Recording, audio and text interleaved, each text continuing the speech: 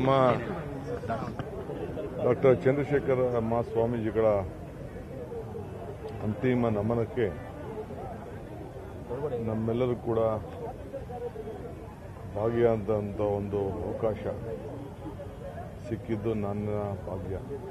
ಏಕೆಂದರೆ ಅನೇಕ ಸಂದರ್ಭದಲ್ಲಿ ನಾವೆಲ್ಲ ಪ್ರಯಾಣ ಮಾಡ್ತಿದ್ದೆವು. ಇವತ್ತು ಕ್ಯಾಬಿನೆಟ್ ಇತ್ತು, ಆ ಕ್ಯಾಬಿನೆಟ್ ಕಾರಣದಿಂದ ನಾವು ಸ್ವಲ್ಪ ಮುಂದೂಡಿದ್ದೀವಿ 4 ದಿನಕ್ಕೆ. ಬೇರೆ ಸಭೆಗಳೆಲ್ಲ ಇತ್ತು, ಅದು ಕೂಡ ನಾವು ಬಂದು ಇದರಲ್ಲಿ ಪಾಲ್ಗೊಳ್ಬೇಕು ಅಂತೇಳಿ ಸರ್ಕಾರದ ಪರವಾಗಿ, ವೈಯಕ್ತಿಕವಾಗಿ, ಸಮಾಜದ ಪರವಾಗಿ ಎಲ್ಲದೂ ಕೂಡ ಬಂದು ಪಾಲ್ಗೊಂಡಿದ್ದೇನೆ.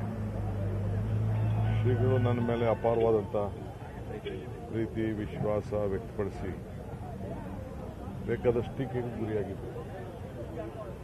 ಆದರೂ ಅವರ ಭಾವನೆ ನಾನು ಗೌರವ ಸಲ್ಲಿಸಲೇಬೇಕು.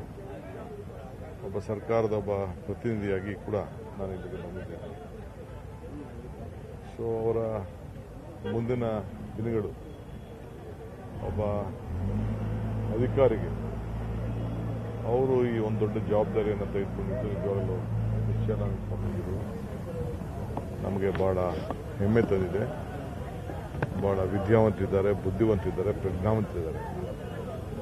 ಅವರು ಮಠನ ನಡೆಸ್ಕೊಂಡು ಹೋಗುವಂಥ ಜವಾಬ್ದಾರಿ ತೆಗೆದುಕೊಂಡು ಅಧಿಕಾರಿ, KS ಅಧಿಕಾರಿ, ಮುಂದಕ್ಕೆ ಅವ್ರಿಗೂ IAS ಸಿಕ್ತಿತ್ತು.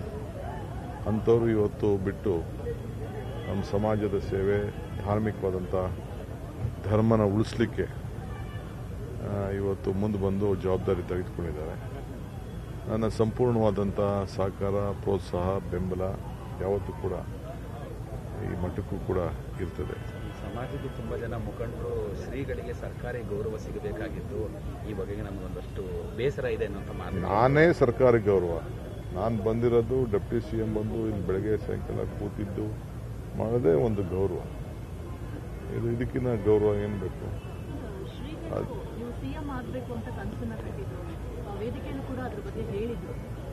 ಅದು ನಾನೀಗ ಚರ್ಚೆ ಮಾಡೋಕ್ಕೆ ಹೋಗುವುದಿಲ್ಲ. ಕಾಂಟ್ರವರ್ಸಿ ಸದ್ಯಕ್ಕೆ ಬೇಡ.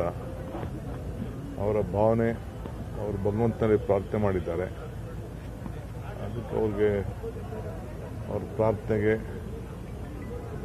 ನಾವೆಲ್ಲ ಗೌರವದಿಂದ ನಾವೆಲ್ಲ ಗಮನಿಸಿದ್ದೇವೆ. ಅವರ ಆಸೆ, ಆಕಾಂಕ್ಷೆಗಳಿದ್ದೇ ಇರ್ತದೆ. ನಾನು ಅದ್ರ ಬಗ್ಗೆ ಏನು ಮಾತಾಡೋದು. ಕನ್ನಡಿಗರ ನೆಚ್ಚಿನ ನ್ಯೂಸ್ 18 ಕನ್ನಡ ಈಗ ವಾಟ್ಸ್ಆಪ್ನಲ್ಲೂ ಲಭ್ಯ. ಕರ್ನಾಟಕ, ದೇಶ ವಿದೇಶಗಳ 360 ಡಿಗ್ರಿ ಸುದ್ದಿಯ ವಿವರಗಳನ್ನ ನಿಮ್ಮ ಕೈ ಬೆರಳುಗಳಲ್ಲೇ ಪಡಿಲಿಕ್ಕೆ ಈ QR ಕೋಡ್ ಅನ್ನ ಸ್ಕ್ಯಾನ್ ಮಾಡಿ, ನಮ್ಮ ಚಾನಲ್ ಫಾಲೋ ಮಾಡಿ, ನೋಟಿಫಿಕೇಶನ್ ಆನ್ ಮಾಡಿ.